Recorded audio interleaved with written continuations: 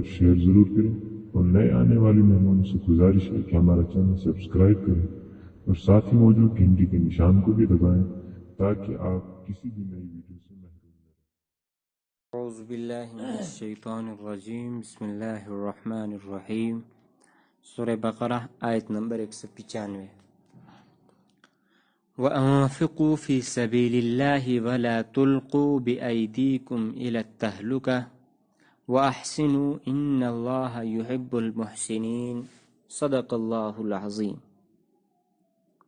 وَأَنفِقُوا اور انفقوا تم خرچ کرو، انفقو تم خرچ کرو، انفق تو خرچ کر، اور انفقو تم خرچ کرو، فی سبیل اللہ اللہ تعالیٰ کے راستے میں، فی سبیل اللہ اللہ تعالیٰ کے راستے میں، ولا تلقو اور تم مت ڈالو، ولا اور نہ، تلقو تم ڈالو، ای بایدیکم بایدیکم اپنے ہاتھوں کو، بایدیکم اپنے ہاتھوں کو، الی التہلکہ ہلاکت میں، الی التہلکہ ہلاکت میں، الی کا ترجمہ ہوتا ہے طرف، لیکن یہاں ہم ترجمہ کریں گے میں، الی التہلکہ ہلاکت میں، اور ولا تلقوا بایدیکم الی التہلکہ اور تم مت ڈالو اپنے ہاتھوں کو ہلاکت میں، واحسنوا اور تم نیکی کرو، احسان کرو، ان اللہ یحب المحسنین بے شک اللہ تعالی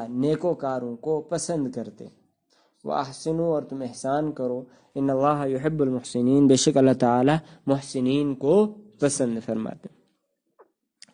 وانفقوا فی سبیل اللہ اور تم اللہ تعالی کے راستے میں خرچ کرو، ولا تلقوا بایدیکم الی التہلکہ اور تم اپنے ہاتھوں کو ہلاکت میں نہ ڈالو، واحسنوا اور تم احسان کرو، ان اللہ یحب المحسنین بے شک اللہ تعالی احسان کرنے والوں کے ساتھ۔ وانفقوا فی سبیل اللہ تم اللہ تعالیٰ کے راستے میں خرچ کرو، اس سے پہلے جو مضمون تھا وہ مضمون تھا جہاد کا، اور یہ جہاد کے مضمون کے اب آخری آیت ہیں یہاں پہ، ٹھیک ہے، کہ جہاد میں جس طرح آپ کو جنگجوؤں کی ضرورت ہوتی ہے، افراد کی ضرورت ہوتی ہے، لوگوں کی ضرورت ہوتی ہے، اسی طرح ضرورت اس بات کی بھی ہو کہ آپ کے پاس مال ہو، جنگ کے لیے آپ کے پاس مال ہونا بھی، مال سے مراد کیا ہے کہ مال ہو جس مال سے آپ ہتھیار اور اوزار وغیرہ خرید سکیں، ورنہ ایسا ہوگا کہ آپ جنگ کے لیے تو چل پڑے لیکن آپ کے پاس ہتھیار ہی نہیں، ٹھیک ہے۔ تو ہم دیکھتے ہیں جب رسول اکرم صلی اللہ علیہ وسلم نے جنگ کے اعلانات کیے تو اس سے پہلے جو ہے رسول اکرم صلی اللہ علیہ وسلم اعلان کرتے تھے کہ کون ہے اور اللہ کے راستے میں کون کتنا خرچ کرے گا، ٹھیک ہے۔ حضرت عثمان رضی اللہ تعالیٰ نے اٹھے اور فرمایا میں اللہ کے راستے میں 100 اونٹ دیتا ہوں۔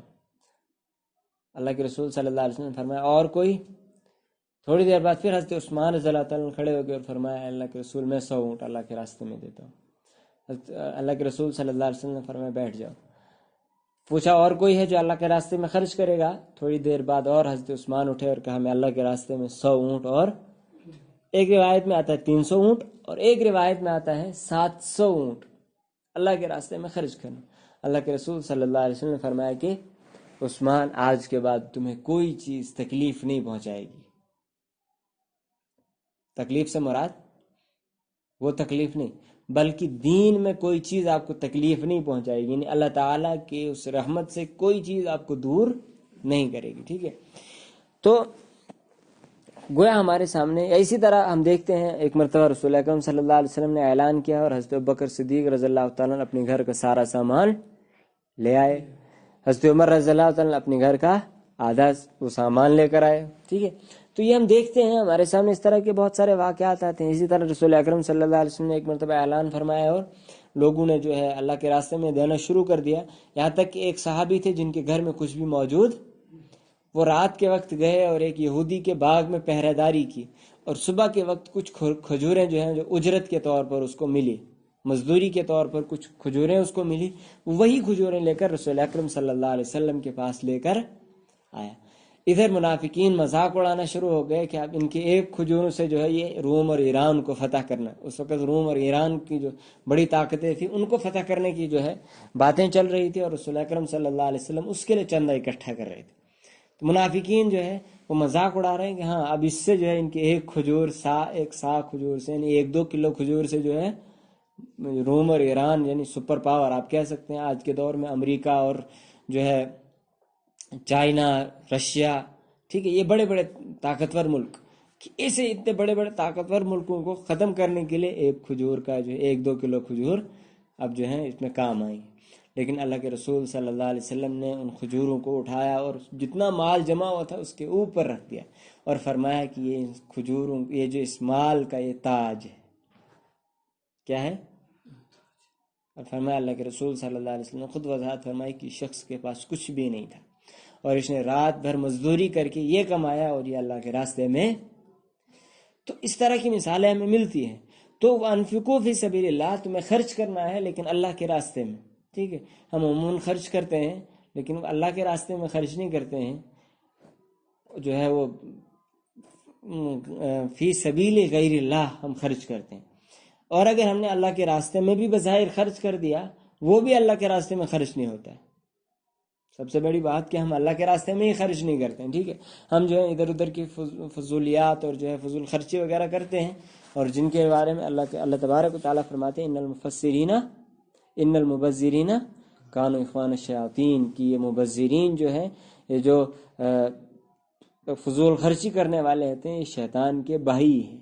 ٹھیک ہے، اور اسی طرح دوسری جگہ فرمایا کہ ان کا انجام جہنم ہے. فضول خرچی منع کر دیا. اسی طرح کچھ لوگ ہوتے ہیں جو گناہ اور معصیت کے کاموں میں خرچ کرتے ہیں. اللہ تعالیٰ نے اس کے ممانعت فرمائی تعاونوا علی البر والتقوی ولا تعاونوا علی الاثم والعدوان. تم اللہ کے راستے میں خرچ کرو اور یعنی تعاونوا علی البر والتقوی، بر نیکی اور تقوی کے کاموں میں تم خرچ کرو، مددگاری کرو. اور ولا تعاونوا علی الاثم والعدوان، گناہ اور سرکشی کے کاموں میں نہ تو تم مدد کرو اور نہ مالی معاونت، کوئی بھی مدد، اس میں مال بھی شامل ہے. تو یہ اس چیز کی بھی اللہ تعالیٰ نے ممانعت فرما دی. تو اب بچتا ہے مال کو خرچ کس جگہ کریں. صحیح جو جائز طریقہ ہے اس جگہ ہم نے اس کو خرچ اپنے گھر والوں پر خرچ کرنا ہے، اپنی ذات پر خرچ کرنا ہے. ٹھیک ہے، اپنے رشتہ داروں پر خرچ کرنا ہے. ٹھیک ہے، محتاجوں غریبوں پر خرچ کرنا ہے. یہ ساری چیزیں سبیل اللہ میں آتی. لیکن سبیل اللہ کو جو اعلیٰ درجہ ہے وہ اعلیٰ درجہ ہوتا ہے اسلام کی حمایت میں خرچ کرنا.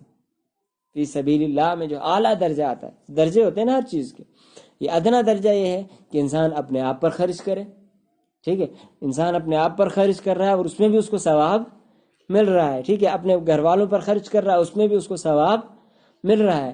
تو یہ سبیل اللہ میں بھی ہے وہ راستہ جو گناہ کا نہیں ہے، مطلب وہ اچھائی کا راستہ ہے. ٹھیک ہے، تو یہ اچھائی کا راستہ ہے لیکن ادنا درجہ. اعلیٰ درجہ یہ ہے کہ اسلام اور دین کی حمایت میں جو مال خرچ کیا جائے وہ سبیل اللہ کی اعلیٰ کیٹیگری میں آتا ہے. جس طرح اللہ تعالیٰ نے فرمایا کہ وَلَا تَقُولُوا لِمَنْ يُقْتَلُ فِي سَبِيلِ اللَّهِ اموات، ان لوگوں کو جو اللہ کے راستے میں خرچ جو ہے مارے جاتے ہیں ان کو تم مردہ مت کہو بلکہ وہ شہید ہیں. بل احیاء، وہ زندہ ہیں، وَلَٰكِن لَا تَشْعُرُونَ، تمہیں احساس نہیں. تو فی سبیل اللہ کی کیٹیگری میں پھر بہت سارے لوگ آتے ہیں. جو جہاد کر رہے تھے وہ بھی آتے ہیں، جو ہے راستے میں ہو ان کو بھی فی سبیل اللہ مانتا ہے. اسی طرح جو علم حاصل کرنے کے لیے نکلا وہ بھی فی سبیل اللہ. اسی طرح اور بھی بہت ساری چیزیں ہیں جو فی سبیل اللہ کے دائرے میں اس کی کیٹیگری. سب سے بڑا جو فی سبیل اللہ میں جو قتل ہونے کی باری آئی وہ کون سا ہے؟ اللہ کے راستے یعنی جہاد میں، وہ سب سے بڑی. اور اس کے علاوہ پھر باقی کیٹیگریز آتی ہیں. تو اسی طرح یہاں پر بھی فی سبیل اللہ کی کیٹیگریز ہیں. سب سے بڑی جو کیٹیگری ہے وہ ہے اسلام کی حمایت اور نصرت میں خرچ کرنا. وَأَنفِقُوا فِي سَبِيلِ اللَّهِ، اور تم خرچ کرو اللہ تعالیٰ کے راستے میں. وَلَا تُلْقُوا بِأَيْدِيكُمْ إِلَى التَّهْلُكَةِ، اور تم اپنے ہاتھوں کو ہلاکت میں مت ڈالو. اور تم اپنے ہاتھوں کو ہلاکت میں مطلب وَلَا تُلْقُوا بِأَيْدِيكُمْ إِلَى التَّهْلُكَةِ، کہ تم اپنے ہاتھوں کو ہلاکت میں مت ڈالو. ہلاکت میں ڈالنے کا مطلب نمبر 1، اس کے بہت سارے معنی نکل سکتے ہیں. مفسرین نے کچھ معنی بیان کیے ہیں. میں آپ کے سامنے بہت سارے معنی رکھتا ہوں اور آپ جو ہے اس کو سمجھنے کی کوشش کیجیے.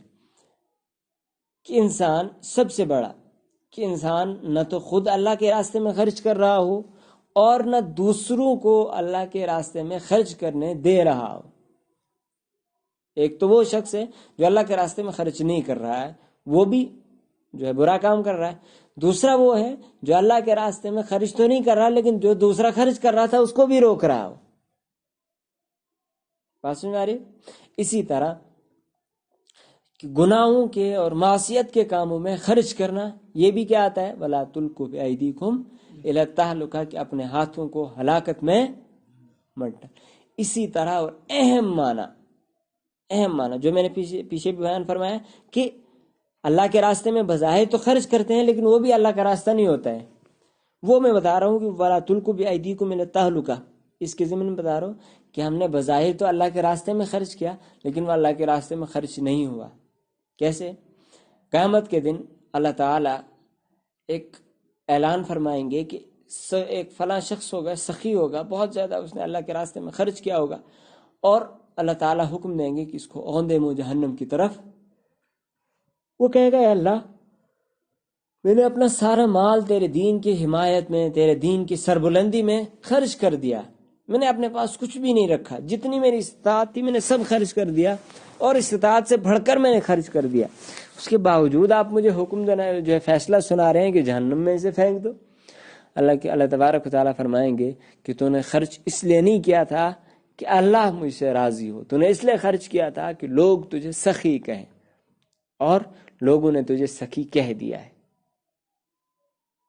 بات سمجھ میں آ گئی؟ جو میں بتانا چاہ رہا ہوں کہ وَلَا تُلْقُوا بِأَيْدِيكُمْ إِلَى التَّهْلُكَةِ کہ اگر آپ اللہ کے راستے میں خرچ نہیں کر رہے ہو ایک جرم، لیکن اگر آپ خرچ کر رہے ہو اور اس میں ریا اور دکھلاوا ہے، لوگوں کو دکھلانے کے لیے آپ ایسا کام کر رہے ہو، تو یہ اس سے بڑا جرم ہے۔ اوندے منہ یعنی منہ کے بھل جو ہے اس کو کہا جائے گا کہ اس کا منہ نیچے کی طرف رکھو اور ٹانگوں سے اس کو گھسیٹ کر جہنم کی طرف، جو اللہ کے راستے میں خرچ نہ کر رہا ہو، ایسے شخص کے بارے میں کہیں نہیں آیا کہ اس کو جو ہے اوندے منہ جہنم میں لیا جائے گا، بلکہ اگر فیصلہ سنایا بھی گیا تو یہ سنایا جائے گا کہ اس کو جہنم میں لے جاؤ، پھینک دیا جائے گا جہنم، لیکن اوندے منہ گھسیٹ کر جو ہے اس کو جہنم میں لیا جائے گا، یہ بہت یعنی اس سے بڑھ کر جو ہے یہ بری بات۔ تو اللہ تعالیٰ نے فرمایا وَلَا تُلْقُوا بِأَيْدِيكُمْ إِلَى التَّهْلُكَةِ اپنے ہاتھوں کو ہلاکت میں مت ڈالو، یعنی کہ اللہ کے راستے میں خرچ کرنا ہے۔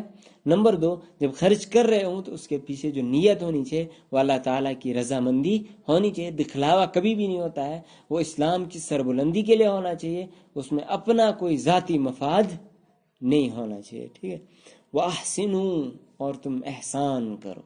احسان پیچھے بھی کئی بار آ چکا ہے، یہاں پر بھی میں جو اس کی وضاحت کر دوں کہ احسان کس کو کہا جاتا ہے۔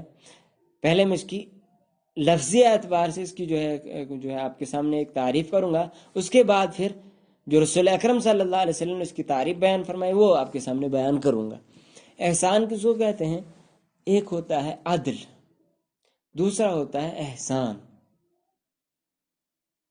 یا آپ کہہ سکتے ہیں ایک ہوتا ہے نقص، دوسرا عدل، تیسرا احسان۔ نقص کے معنی کہ کسی نے آپ کا جو ہے یعنی کسی کے ساتھ آپ نے کوئی معاملہ کیا، ٹھیک ہے، آپ نے اس کے پیسے دینے تھے اور آپ نے اس سے جو ہے اس نے آپ کے کچھ پیسے دینے تھے اور اس نے پیسے آپ نے جو ہے اس سے کم پیسے لیے، آپ نے دیکھا کہ یہ محتاج ہے، ضرورت مند ہے، آپ نے اس کو جو 1000 روپے دیا تھا ادھار، اور اس سے آپ نے جو واپس لیا آپ کو لگا کہ جو اس کے لیے 1000 بہت بڑی رقم ہے، تو آپ کی وسعت تھے، آپ مالدار ہیں، اور آپ نے سوچا کہ اگر میں سارا کم از کم جو ہے معاف نہیں کر سکتا ہوں تو آپ نے یہ کر دیا کہ 500 روپے تم مجھے دے دو، 500 آپ رہنے دو۔ یہ کیا ہوتا ہے؟ نقص، یعنی آپ نے کمی لے لی، یہ بھی احسان کے دائرے میں آتا ہے، لیکن اس کو کہیں گے نقصان، کمی، ٹھیک ہے۔ اس کے بعد پھر دوسرا ہوتا ہے عدل، آپ نے 1000 روپے دیا، اس نے بھی آپ کو 1000 روپے آپ نے اس سے واپس لیا، یہ ہو گیا عدل۔ تیسرا ہوا کہ آپ نے کسی سے 1000 روپے لے لیا، اس کے بدلے آپ نے اس کو کہا میں آپ کو 2000 دے دیتا ہوں، یہ کیا ہوا؟ احسان۔ کیا ہوا؟ یعنی جتنا دینا تھا اس سے بڑھ کر وہ احسان ہوتا ہے۔ عربی میں اس کی تعریف یا اس کا جو ہے معنی بیان کیا جاتا ہے الاحسان فوق العدل، کہ احسان عدل سے بڑھ کر ہے، عدل سے اوپر ہے۔ عدل کے معنی برابری، پورا، جتنا اس نے دیا، جتنی نیکی اس نے آپ کے ساتھ کی، آپ نے بھی اتنی نیکی اس کے ساتھ کی، برابری کا معاملہ ہو. ٹھیک ہے، آپ نے جو ہے کسی محتاج کو، جو ہے کسی آپ کے پڑوسی کو کسی وقت ضرورت تھی، آپ نے جو ہے اس کو جو ہے چاول دے دیے، اس کے گھر میں چاول نہیں تھے، اور پھر اس کے گھر میں چاول آ گئے اور اس نے آپ کو وہ چاول لوٹا دیے، جتنے آپ سے اس نے لیے تھے اتنے اس نے آپ کو واپس کر دیے. یہ کیا ہوا؟ عدل، برابر. ٹھیک ہے، لیکن اس نے آپ کو جو ہے مزید اپنی طرف سے دے دیے، یہ ہوا احسان. ٹھیک ہے، لیکن اگر آپ نے اس سے مطالبہ کیا کہ میں آپ کو جو ہے 1 کلو چاول دے رہا ہوں، لیکن کل آپ مجھ کو جو ہے 1.5 کلو، 1.25 کلو یا 1 کلو سے زیادہ آپ مجھے دیں گے، اس شرط پر میں آپ کو چاول دے رہا ہوں، تو یہ ہو جائے گا سود. کیا ہو جائے گا؟ لیکن آپ نے اس کو کہا ٹھیک ہے آپ بھی لے جاؤ آپ، لیکن کل مجھے آپ جو ہے برابر 1 کلو واپس کر دینا. لیکن اس نے کل آپ کو واپس کیا 1.5 کلو، 2 کلو، اس نے کہا رکھ لو یہ میری طرف سے. یہ ہوا احسان، اس نے آپ پر احسان کیا. اگر آپ نے مطالبہ کیا وہ سود، وہ خود اپنی مرضی سے دے رہا ہے. یہ کیا ہے؟ رسول اکرم صلی اللہ علیہ وسلم جب کسی سے قرضہ لیتے تھے، جب وہ قرضہ کی ادائیگی ہوتی تھی تو رسول اکرم صلی اللہ علیہ وسلم جتنا قرضہ لیا ہوتا تھا اس سے کچھ زیادہ دے دیتے تھے. احسان ہے. کیا یہ؟ قرض دار کو جتنا اس نے قرضہ دیا اس سے بڑھ آپ اسے واپس کریں، یہ کیا ہوتا ہے؟ کیوں؟ آپ نے کسی سے 1000 روپے لیا، پھر جب آپ نے اس کو واپس کیا، 1 مہینہ آپ کے پاس اس کا 1000 روپے رہا، ہو سکتا ہے اس مہینے میں وہ اس 1000 کا جو ہے 2000 بنا لیتا کاروبار کر کے. ٹھیک ہے، اس چیز میں اس کو استعمال کرتا ہے، کوئی چیز خریدتا اس کو بیچ دیتا، 1000 کی خرید کر جو ہے 1200 1100 میں بیچ دیتا، اس کا فائدہ ہونا تھا نا. لیکن اس فائدے کو ختم کر کے اس نے آپ کو 1000 روپے دے دیا. اب جب آپ اس کو واپس دے رہے ہیں، آپ کو اس بات کا احساس ہے کہ مجھے اس وقت ضرورت تھی، کسی نے میری مدد نہیں کی، اس نے مجھے پیسے دیے. اب آپ کے پاس پیسے ہیں اور آپ نے کہا کہ چلو میں اپنی طرف سے اس کو 100 روپے مزید دے دیتا ہوں. یہ کیا ہوا؟ احسان ہوا. اب کیا ہوگا؟ دوسری مرتبہ آپ کو جو ہے ضرورت ہوگی، وہ شخص کبھی انکار نہیں کرے گا کہ میں آپ کو پیسے.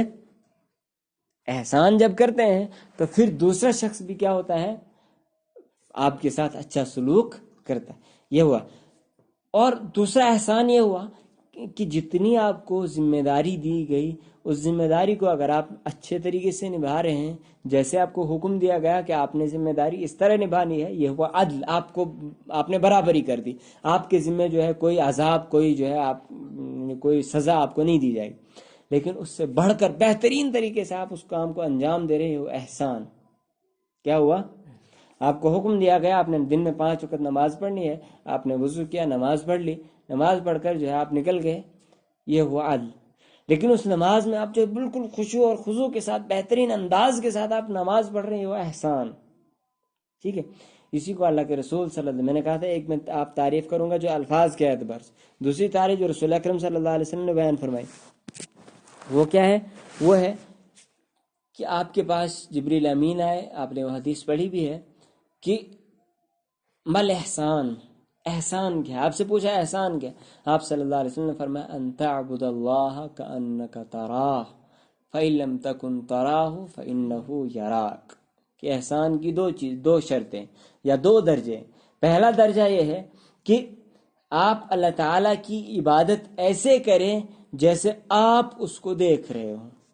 ان تعبد اللہ کأنک، کہ آپ اللہ تعالیٰ کی ایسی عبادت کر رہے ہوں، آپ کا ذہن، آپ کا خیال، آپ کا دماغ، آپ کی سوچ ایسی ہو کہ گویا آپ اللہ تعالیٰ کو فَإِن لَمْ تَكُنْ تَرَاهُ فَإِنَّهُ يَرَاكَ. دوسرا درجہ کیا ہے؟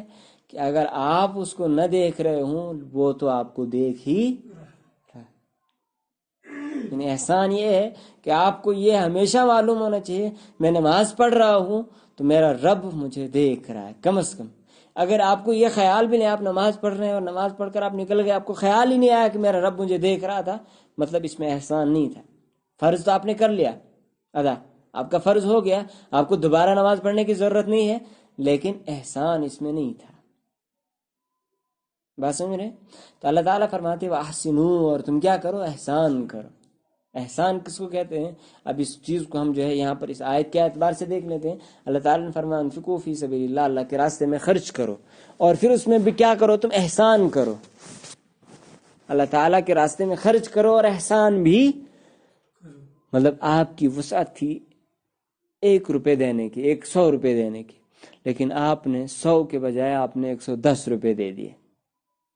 یہ کیا ہے؟ احسان۔